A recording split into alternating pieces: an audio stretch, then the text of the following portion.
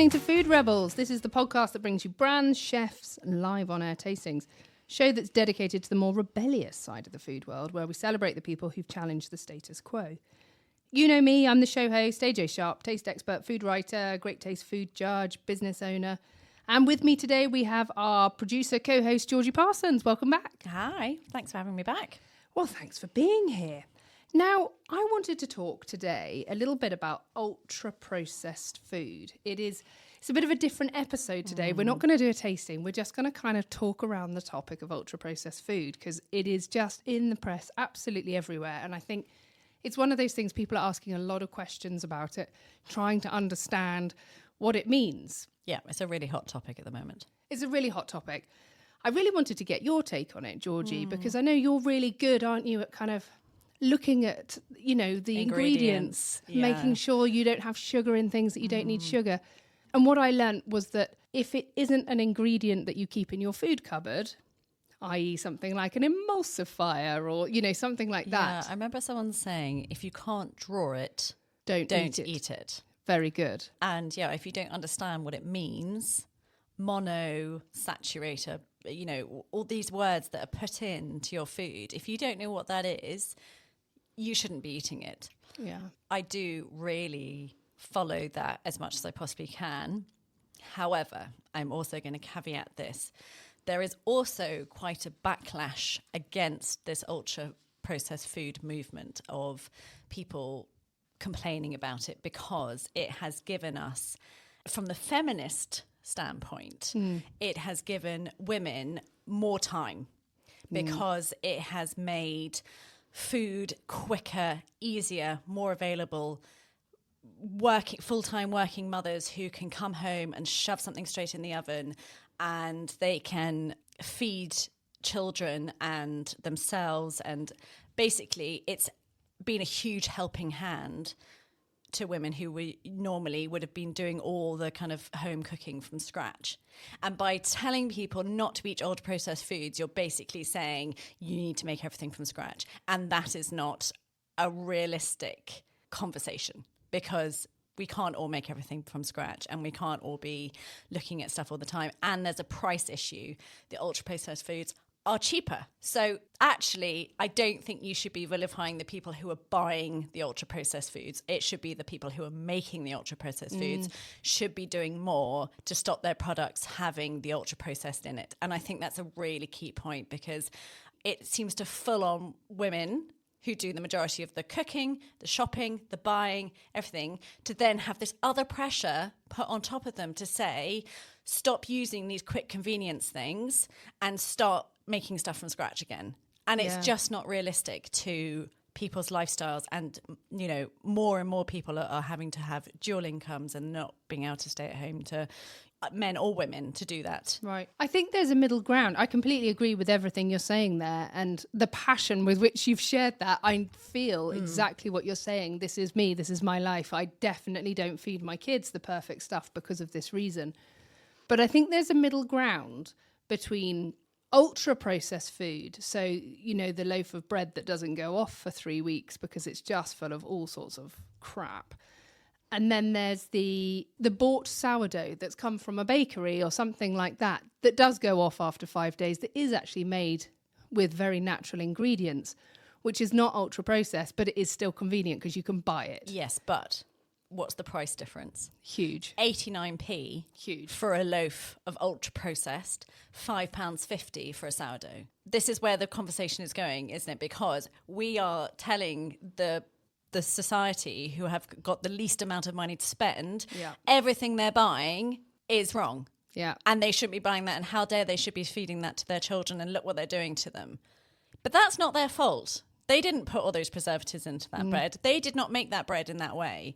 So it is the companies, and this is where it should fall back onto the companies to be changing their ways, not using the products that they're using to make that loaf last. You know, probably once they've got it at home, that loaf's it's going to be eaten within 4 or 5 days. Do you know what I mean? They actually, they've got to change the way that they're selling their products, and it's got to come from the companies. And it's this more what the government should be doing, is being more pressure on them than telling people that they're doing something wrong. Yeah, I agree with you. And I think it comes down to convenience, doesn't it? Because for these bread brands, for example, and it's convenient for them to have a longer shelf life because they can sell more, less of it gets thrown away. And I'm all for reducing food waste, but it's come down to their convenience, not the health of the end user. Oh, no, there's nothing about the health of the end user. It's the shelf life, which they can then keep their product out there for longer, and then they don't have so many issues with it going off. But it does slightly, as you can probably tell, just slightly rile me that it's the consumer who's being vilified here, and actually we should be doing more working with the companies to make them more accountable. Because the next stage then is that the government put in more, all of that kind of ultra fat, high sugar Tax, is it? The tax. It's putting in more tax, isn't it? So the government's making money. They don't really care about the end goal. They're just going to make money, but it looks like they've taken some effort, but they haven't really. You're putting more pressure then on an already incredibly restricted, incredibly regularized industry, making it even harder for food brands to succeed, making it even harder for people to get through. The only people who can really do it are the huge manufacturers. Yeah. Who then are benefiting from all the loopholes and other things and being able to put pressure on the government to just sway the legislation slightly so it works better for them. And it's the small brands, you know, the people we champion, the people that Food Rebels want to talk to, that are then having to pick up the slack, I think, a lot of the time with those kind of legislation. I think the second part about making the government make legislation is, again, by removing the opportunity to make food, whether it's right or wrong, you're taking away the choice again from the consumer. And we're becoming even more of a nanny state. We're becoming even more of you can't do anything. You can't ever sway outside of what's right. Yeah. You never get the choice. It's just like that choice has been taken away from you. That choice has been taken away from you. And I find that frustrating as well. Yes, I do agree that I do also genuinely think education is really important. And, you know, there are, say, let's take nuts, for instance. You can buy a packet of nuts, which is not ultra processed. It hasn't got anything on it. It might have a bit of sea salt, fine. But then you can go up and then there are other brands that then take a normal nut to then an ultra processed nut by putting a whole load of it through a whole load of different flavors and salts and all sorts of additives that they then put on it to make you want to eat it more. So you think you're eating a nut, and that bag of nut is the same as this bag of nuts, but it's not. They're totally different. One is ultra processed and this one isn't. It's also then showing people that still eat the nuts, but just be more Labeling. Yes, Yeah. it should have labeling on it. This is an ultra processed food, because you think, oh, I'm eating a nut. This is healthy, and this is all the stuff that I've been told I need to eat more, you know, nuts and berries. Great, but actually you're not helping yourself on that.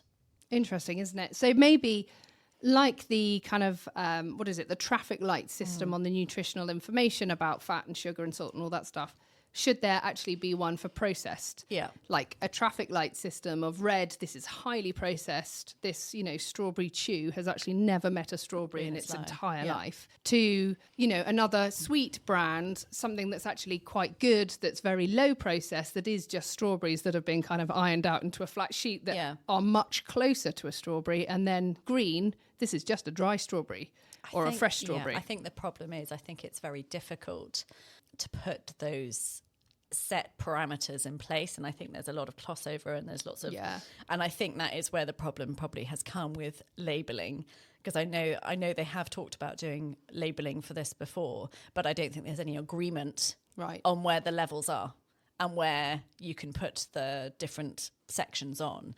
But I can see that, and I can see even there, me saying that, who writes the guide that decides on every item of confection, every item of nuts, to your example, crisps, whatever. Yeah. Who decides on what's good and what's bad? Yeah. Whether something is or isn't ultra processed. I think the essence of the movement, the understanding, the topic is a good one.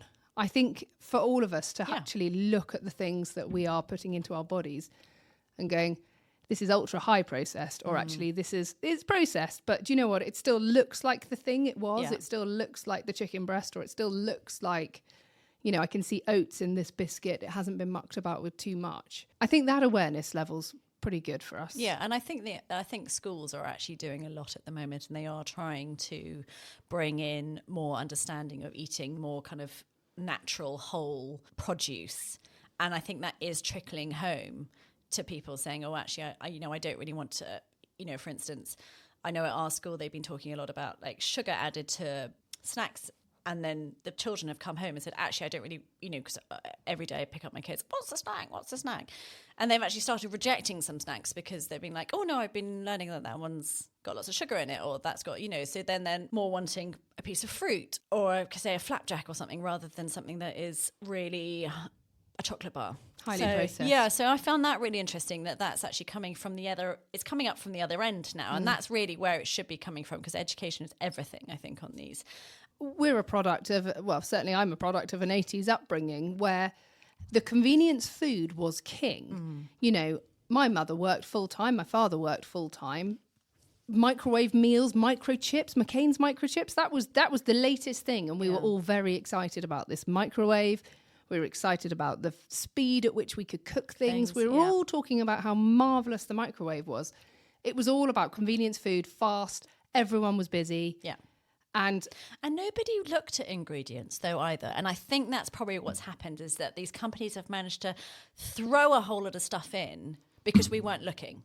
Yeah. And now we've started looking because there's been side effects and there's been issues and, it's causing diseases and all this kind of stuff. And now suddenly we're like, oh, actually, maybe we should have a look and see what's going into the food we're eating. And suddenly now we're like backpedaling from what we didn't even notice. Yeah, I think that's true. And just understanding where this food is coming from and how it's been like this. And also because you only saw the pros, yeah? Yeah. You're like, oh, piece of bread doesn't go off. It doesn't go off. Can you imagine that? I mean, it was so annoying when your loaf of bread went off, and now this one doesn't go off. I mean, you would just think, gosh, that's amazing. Yeah, I mean, food was very natural, even though I grew up in the 80s and we were excited by microwave chips. There wasn't that much other things that we were having that were processed. Nearly everything was being made, from scratch. But we had simpler food then. A jacket potato with Sunday roast, leftover meat and some baked beans out of the tin. Meat and two veg. Yeah. It was meat and two veg, wasn't it? I mean, and that really is what kind of... That was Monday night. Yeah. And Tuesday night might have just been a piece of fish and some rice or something. Yeah. I say just. It was lovely. I loved it. My mum's a great cook. But it was simpler time. It was simpler food. I even remember mum coming home having bought a pour-on sauce that you just put over the chicken, chicken sizzle, or whatever. Sizzle or something, wasn't it? Something like that. Yeah. But the sort of precursor to a chicken tonight sauce. And that being quite wowie at the time. She was like, it's marvellous. I just throw the chicken in, pull it out 10 minutes before the end, throw the sauce on, and suddenly I've got a whole meal. All I have to do is some rice and veg. Yeah. And it was like, I do remember being excited by this, whereas now I feel guilty if I've fed my kids something that has a sauce out of a jar. Well, I do it all the time. Don't get me wrong, but I feel guilty about it. No, well, I think when I was reading up about mayonnaise, as you do. Always. Friday night. Reading up about mayonnaise.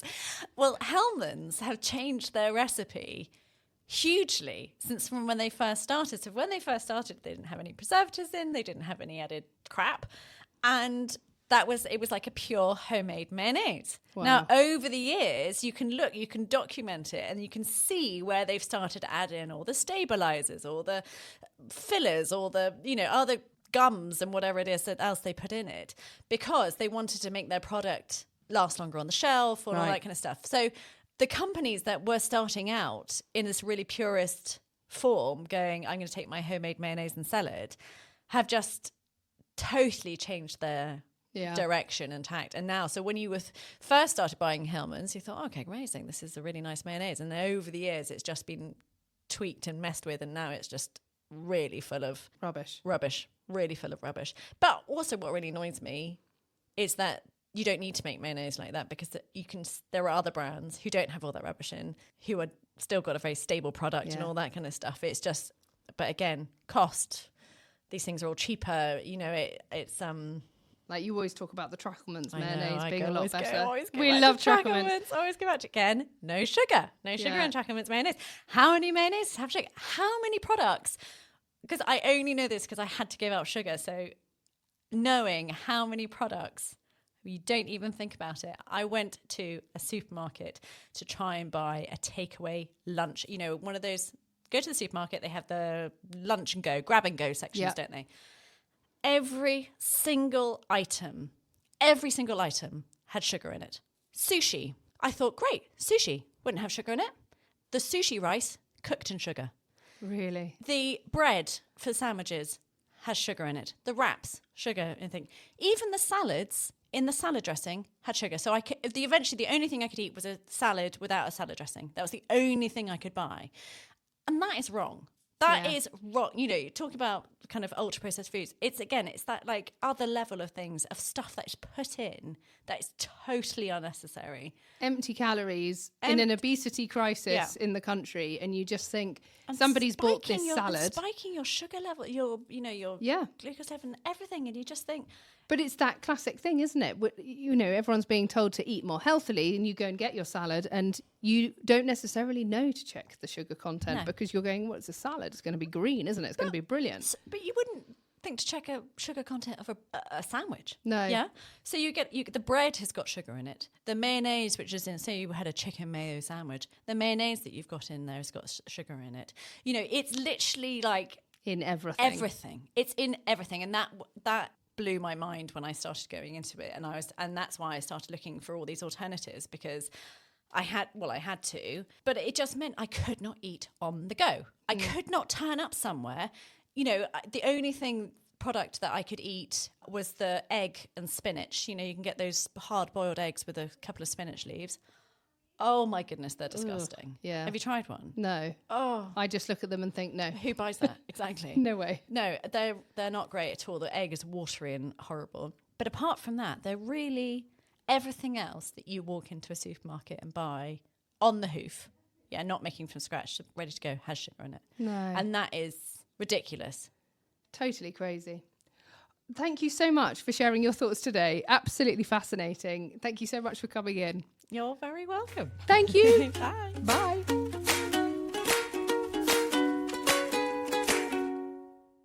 This week, I am joined by Clare Pope for the first time. Hi, AJ. And Clare Hernandez, who you may remember from some of our past episodes. Welcome back, Clare. Thank you. Clare, what is ultra-processed food? I think there's lots of ways you can define it. For me, the way I always think about it is if you've got a product which when you look at the label on the packaging that's basically got ingredients in that you don't recognise, that aren't in your food cupboard at home, then it's probably ultra processed. So, you know, things like E-numbers, emulsifiers, that sort of thing. That's really interesting, because there are some things that sound really dodgy on a label, aren't there, like citric acid, but actually that's just lemon juice, isn't it? Yeah, I think so. You might have some lemon juice in your cupboard at home, so that's okay, I think. I think it's just things that you don't recognise that would be used in a manufacturing process rather than something you would create in your own home and be familiar with all of the ingredients. For example, bread, I think, is a good example. I think a lot of people think that isn't ultra-processed, and really it depends, obviously, where you get your bread from. I don't think many of us have time to make bread ourselves at home. No, not like the pandemic when we're all making our own bread from starters. Yeah. But if you're getting it from a bakery, then that's obviously pretty good. If you're buying the sort of long life bread, that's where we're sort of treading into ultra-processed territory, because it's full of preservatives and things like that.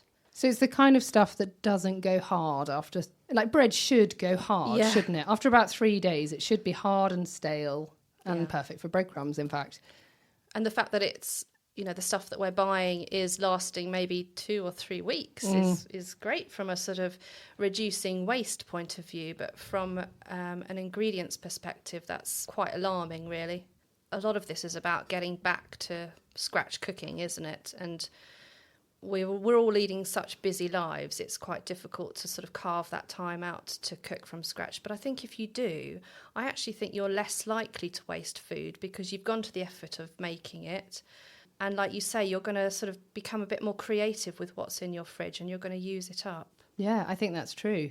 I think it's quite interesting, actually, what Claire's saying. The flip side of that, of course, is that ultra-processed foods like ready meals, they're a convenience. Yeah. You know, you buy them because you're tired, you're in a rush, you just want something quick, you can shove it in the microwave, whatever.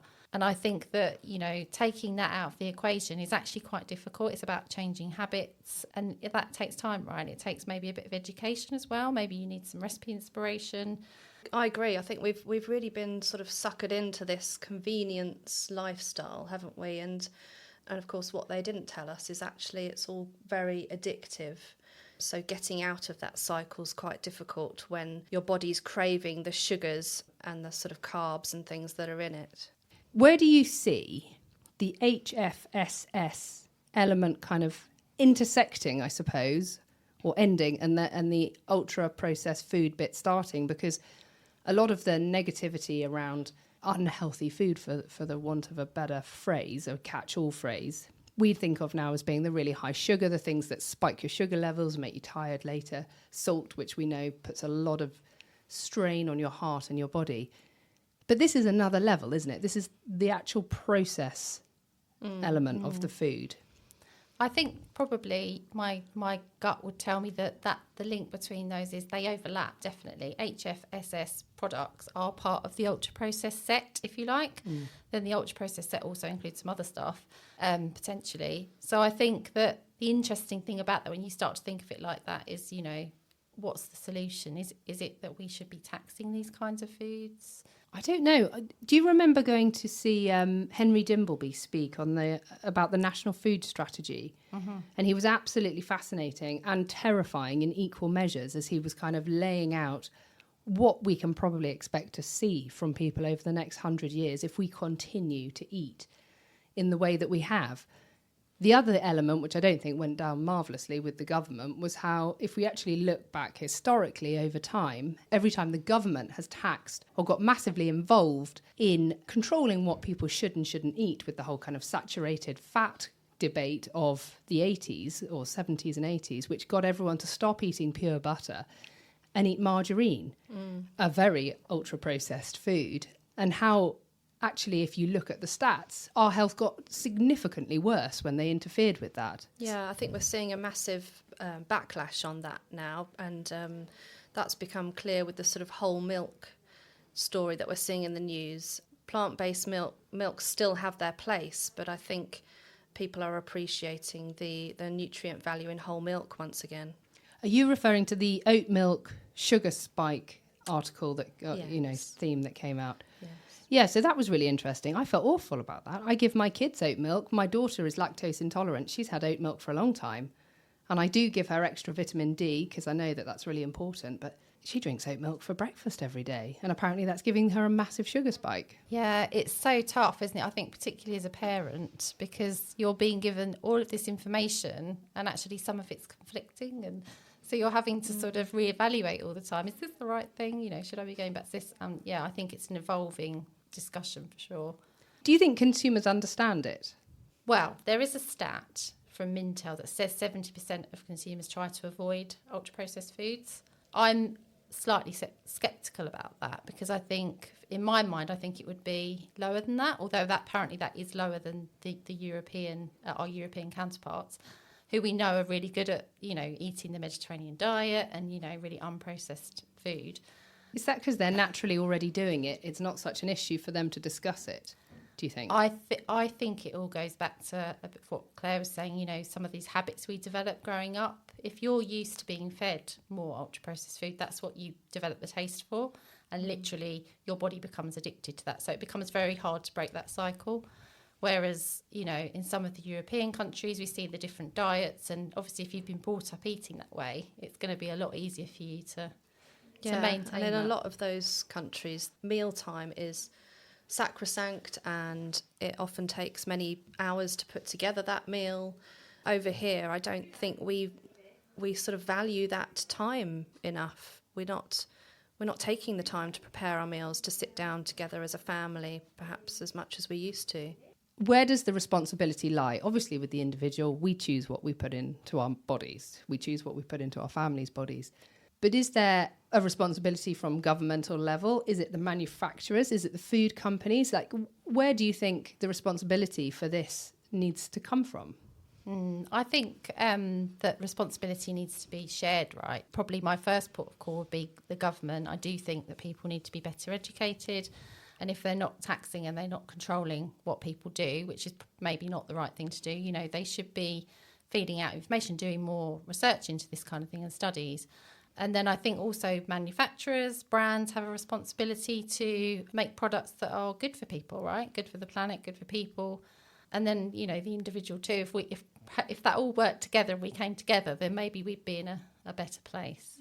I would just add to that retailers as well. I think they can be held responsible. It's the buyers that are choosing what goes onto the shelves. And we know from the job that we're in, some of the amazing products that are out there and available to buyers. I'd really like to see them choosing better. And I would also say that schools, I think, could play a bigger part in educating children on diet. I think it's getting better from what I've seen with my children, but I think there's still more work to be done there. Agree. I do think education in schools has got better. So the worst ultra-processed foods would be things like bread, breakfast cereal bars, flavoured yogurts, fruit drinks, milk drinks, baby food. Wow. Yeah, I think just going back to what you were saying about looking at how some of these products are marketed, I think some of the most alarming products are ones that almost claim to be healthy. For example, yogurts. When they say they're zero fat, people are, I believe, they are picking them up and buying them thinking that they're actually good for their body. But what's actually happening is the fat is actually replaced with sweeteners and all sorts of things to try and make it taste better, because if you strip all of that fat out, it's going to be really runny and not taste great. So they're actually having to replace that with something. It's a bit worrying, I think. The concept then is that you've thinned it out. You've thinned out all this sort of fat, the substance, the protein that makes you feel full. So you end up eating 3 or 4 of them rather than just having one full fat, pure, natural yogurt, maybe with a little bit of honey in it or something like that, where these are 2 ingredients, you know what they are, you know what process that yogurt has to go through, and it's very minimal comparative to, a processed yogurt or something, and eating it in its pure form. Yeah, no, I think that's a really valid point, actually. I think in our household, that's kind of what we've tried to do, is go strip back and go back to the simple things. So, instead of having lots of flavoured yogurts, as you say, in the fridge, we have, Greek yogurt. So we'll have that with some honey or some fruit, or we'll cook some muffins from scratch and put some banana in and a little bit of sugar. But, you know what's gone into it. So you're kind of, that's a great way, I think, of circumventing it. And if that becomes part of your weekly routine, maybe you have a little bake-off on a Sunday afternoon. I mean, it's literally half an hour, for some simple recipes. And I think it can really work. I think that's a really good point. And they do say preparing food, doing things with your hands, with the tips of your fingers, actually makes you happier. Oh. How good's that? Thank you so much. That was really, really helpful and really interesting to hear. So thank you, both of you, Clare Pope and Clare Hernandez, for joining us in the studio today. Thank you. Thanks, AG. You've been listening to Food Rebels. We broadcast live at 5 every Wednesday through radio shows and stations around the UK and further afield, as well as podcasting apps, all the usual ones, iTunes, Spotify, Audible. If you're interested to appear on the show, please do get in touch on hello@foodrebels.co.uk, as we'd love to hear from you, especially if you've got a rebellious story to tell us.